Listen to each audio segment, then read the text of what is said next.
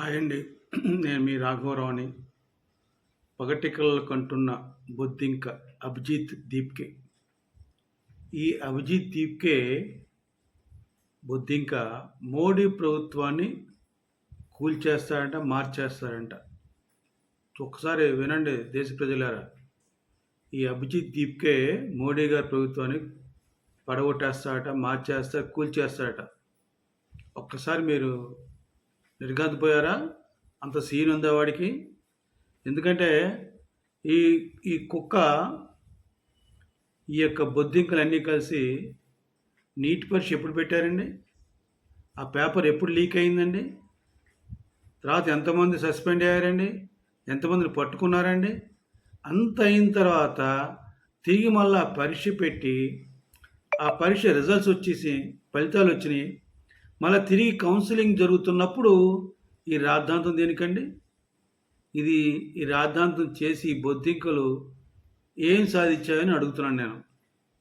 నేనే కాదు, భారతదేశ ప్రజలందరూ కూడా, భారతీయులందరూ అడుగుతున్నారు ఏం సాధించారు ఈ బొద్దింకులు అని. భారతదేశంలో ఎన్నో రాష్ట్రాలు ఉన్నాయండి. మన భారతదేశం ఎన్నో రాష్ట్రాలు ఉన్నాయి. ఆ రాష్ట్రాల్లో ముఖ్యంగా ఆమ్ ఆద్మీ పార్టీ పంజాబ్లో ముఖ్యమంత్రి ఆయన పార్టీ ఉంది. ఈ అభిజిత్ దీప్కే కూడా ఎవరో కాదు, ఆ యొక్క ఆమ్ ఆద్మీ పార్టీ నుంచి వచ్చిన వ్యక్తే. మరి పంజాబ్లో 6 సార్లు 5 సంవత్సరాల్లో 6 సార్లు ప్రముఖమైన పేపర్లను లీకేజ్ అయినాయి. అక్కడ ఈ బొద్దింకులు ఎందుకు డిమాండ్ చేయట్లేదు? అక్కడ ముఖ్యమంత్రిని రాజీనామా చేయడం ఎందుకు అడగట్లేదు? అక్కడ ఈ బొద్దింకులు ఎందుకని పోరాటం చేయట్లేదు? ప్రశ్నిస్తున్నారు. నేను కాదు, ప్రజలు ప్రశ్నిస్తున్నారు. అలాగే జార్ఖండ్లో కావచ్చు, జార్ఖండ్లో 6 పేపర్లు, తెలంగాణలో 13 పేపర్లు. వింతని తెలంగాణలో ఉన్న 9 సంవత్సరాల పరిపాలనలో కేసీఆర్ 13 పేపర్లు అండి, పెద్ద పెద్ద పేపర్లు అన్నీ కూడా మరి లీక్ అయిపోయిన తర్వాత మరి ఇది ఏమనుకోవాలి వీళ్ళని చెప్పండి? అప్పుడు వీళ్ళకి కనిపించలేదా? మరి ఈ రాష్ట్రాలు జరిగిన ఇంకా చాలా ఉంటాయి. నేను ఏదో ఉదాహరణకి చెప్పాను నేను. మరి వీళ్ళని ఏమనాలి? వీళ్ళకి బొద్దింకలకి మిగతా రాష్ట్రాల ముఖ్యమంత్రులు అంటే ప్రేమ? వాళ్ళ దగ్గర నుంచి అయినా వీళ్ళకి ఫండ్స్ వస్తున్నాయా? ఎందుకని వాళ్ళ మీద మౌనంగా ఉన్నారు? చెప్పాలి. ప్రజలు అడుగుతున్నారు. మిస్టర్ అభిజిత్ దీప్కే బొద్దింక, ప్రకాష్ రాజ్ బొద్దింక, కేటీఆర్ మిమ్మల్ని అడుగుతున్నారు. ఈ బొద్దింకలు ఒక్కొక్కటి అయినాడు. అభిజిత్ దీప్కే ఒక బొద్దింక అండి. ప్రకాష్ రాజ్ దరిద్రమైన బొద్దింకది, మురుకోపంలో ఉండే పెద్ద బొద్దింకది. తర్వాత తెలంగాణ బొద్దింకలైన కేటీఆర్, తులసి చందు. ఎందుకు చెప్తున్నా అంటే వీళ్ళందరూ ఎందుకు స్పందించరు? ఈ కేటీఆర్ ధర్నాలో పాల్గొంటాడు, ఆ బొద్దింకుల ధర్నాలో. ఈ నీట్ పరీక్ష రద్దు, మన ధర్మేంద్ర ప్రధాన్ గారు రాజీనామా చేయాలని మాట్లాడతాడు. నాన్న కేటీఆర్, మరి మీ నాన్న పరిపాలనలో 13 సార్లు పేపర్ లీకేజ్ అని, అప్పుడు మీ నాన్న రిజైన్ చేశాడా? నువ్వు రిజైన్ చేసావా? మీ విద్యాశాఖ మంత్రి రిజైన్ చేశారా? అప్పుడే ఏడ పెట్టుకున్నారు మీరు తలకాయలు? సిగ్గు సరళ వ్యక్తులు మీరు మాట్లాడతారా? మీరు ధర్నాలు చేస్తారా? ఏమన్నా జ్ఞానం ఉందా, బుర్ర ఉందా కేటీఆర్? అప్పుడు మాట్లాడు. తెలంగాణ మేధావులు, తెలంగాణ పోరాటం చేసే యోధులు, సాయుధులు వీళ్ళు అప్పుడు మాట్లాడరు. అప్పుడు మాట్లాడకుండా వేరే రాష్ట్రం, భారతదేశం విషయం అయితే మాట్లాడతారు. పనికి మళ్ళీ వీళ్ళు మనుషులు కాదని, వీళ్ళు బొద్దింకలే. నిజంగా బొద్దింకలు. ఆ పార్టీ ఎందుకు పెట్టాడు కానీ ఆ పేరు నిజంగా ఇదంతా బొద్దింకలే. ఎప్పుడు ప్రజల్ని ఎప్పుడు తినే ఆహారాన్ని ఎలా చెడగొడతాయో వీళ్ళు కూడా ప్రజల మనసులను అలా చెడగొడతారని నేను మీకు వీడియో తెలియజేస్తున్నాను. పంజాబ్కి, జార్ఖండ్కి ప్రభుత్వాలు త్వరలో మారుతాయి ఖచ్చితంగా. ఎందుకంటే ఈ ఉద్యమం అక్కడ జరగలేదు కనుక అక్కడ ప్రజలు చీకొడతారు. ఎలాగా మన తెలంగాణలో కేసీఆర్ని ఈడ్చికొట్టారు, భారతీయ రాష్ట్ర సమితి ప్రభుత్వాన్ని బొందబెట్టారు. వాళ్ళకి ఎందుకంటే ఆ ప్రభుత్వం పోయింది, అందుకనే ఓడిపోయింది. ఇప్పుడు వాళ్ళు నీతులు చెప్తున్నారు, సూక్తులు చెప్తున్నారు.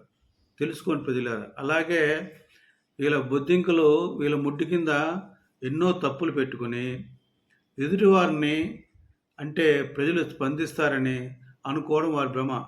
వీళ్ళు ఏంటంటే ఫస్ట్ టైం జనం చాలామంది వచ్చారు కదా, అలాగే మళ్ళీ నేను నెక్స్ట్ ఏమేం చేసేస్తే జనం అట్లా వస్తారనుకోవడం వీళ్ళ భ్రమ. మొట్టమొదట గనుక ఎందుకంటే వీళ్ళ తప్పులు తెలియదు కదా, వీళ్ళ తప్పులన్నీ ఇప్పుడు బయటకు వస్తున్నాయి కదండి. ఈ పేపర్లో అన్ని రాష్ట్రాల్లో లీకేజీలు ఉన్నాయి, అన్ని రాష్ట్రాల్లో జరగని స్పందన ఒక్క నీట్ పేపర్కి ఎందుకు వచ్చింది, అది నీట్ పేపర్ ఎప్పుడు పరీక్ష అయిపోయి మరి తిరిగి పరీక్ష పెట్టి మళ్ళా ఏమంటారు కౌన్సిలింగ్ జరిగిన తర్వాత జరుగుతుండగా ఎందుకు అలవాటు చేశారు, ఇది కేవలం వాళ్ళ స్వార్థం కోసం అని చెప్పి ప్రజలు అర్థం చేసుకున్నారు. ఎవరైనా ఫస్ట్ ఏంటంటే వేల మేరకు వస్తారు, రెండోసారి రమ్మంటే అంత జనం రారు, ఆ స్పందన ఉండదు, వీళ్ళకి తెలుస్తుందండి, ఏదైనా చేస్తే తెలుస్తుంది నెక్స్ట్ ఏది వాళ్ళకి, ఎందుకంటే వాళ్ళు ఊహించుకుంటారు, వాళ్ళ ఊహకి అది బ్రహ్మమాండం అని చెప్తున్నాను నేను. మొదటి జనం వేలవేడిగా వస్తారని, ఎప్పుడు అలాగా వస్తారని అనుకోవడం వాళ్ళ యొక్క అవివేకానికి పరాకాష్ట. పెద్దలకు ఒక సామెత చెప్తారు, ఉట్టికి ఎగరలేనమ్మా స్వర్గానికి ఎగురుతాను అంటుందట. అలాగే ఈ బొద్దింకలు మిగతా రాష్ట్రాలను ప్రశ్నించకుండా ఏదో ఒక ధర్మీయ ప్రధానంగా రాజీనామా చేయించాం కదా అని మోడీని పడగొట్టేస్తామని పిచ్చి పిచ్చి కబుర్లు మాట్లాడుతున్నారు. అది ఎందుకు ఇప్పుడు ఎగ్జామ్ అంటే ఇదే, ఉట్టికి ఎగరలేను స్వర్గానికి ఎగిరిందట.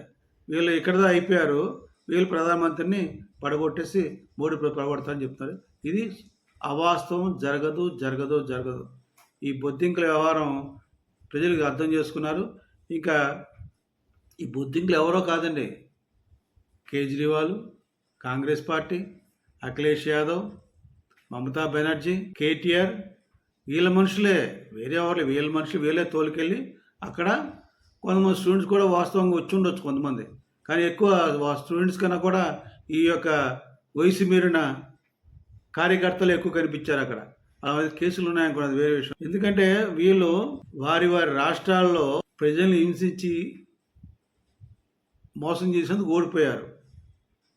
ఇప్పుడు మేము పరకాయ ప్రవేశం చేశాము, కాక్రోచ్ పార్టీ అని కొత్త పేరు పెట్టేసి కొత్త మాటలు మాట్లాడేస్తే దేశాన్ని ఉద్ధరిస్తామంటే ప్రజలు నమ్ముతారా చెప్పండి నాకు. మేము పరకాయ ప్రవేశం చేసాం, మాకు కొత్త పార్టీ వచ్చింది, కొత్త పార్టీ ముఖం పెట్టుకొని మళ్ళా మేము మిమ్మల్ని ప్రజలు నమ్మిస్తాం అనుకుంటే అది పొరపాటుని ప్రజలు గ్రహించారని ఈ వీడియో ద్వారా ఆ యొక్క బొద్దింకలకి తెలియజేస్తున్నాను. ఇప్పటికైనా మీరు ఒక పద్ధతి ప్రకారం మంచి కోసం పోరాడితే ప్రతి ఒక్కరూ సపోర్ట్ చేస్తారు. ఇటువంటి నీచ సంస్కృతి పార్టీలు వెనకాసుకొచ్చి వాళ్ళ తప్పులు ఎన్నో పెట్టుకొని ఎదుటివారిని గురువింద సామెతలుగా సూక్తులు చెప్తే వినరని ఆ బొద్దింకుల్ని హెచ్చరిస్తూ, ముఖ్యంగా ఆ ప్రకాష్ రాజ్ యాదవ్కి, కేటీఆర్కి, తులసి చంద్కి, అభిజిత్ దీప్కేకి ప్రజలు బుద్ధి చెప్పాలని నేను కోరుకుంటున్నాను. జై జనసేన, జై హింద్.